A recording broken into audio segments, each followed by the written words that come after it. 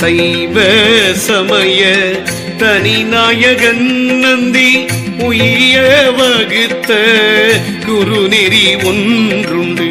தெய்வ சிவநெறி சன்மார்க்கம் சேர்ந்துய்ய வையத்துளார்க்கு வகுத்து வைத்தானே. இம்மெய்யனும் கோயில் இருந்து குடிகொண்ட கோன் நந்தி களிம்பறுத்தானிங்கள் கண்ணுதல் நந்தி களிம்பறுத்தானருள் கண் விழிப்பித்து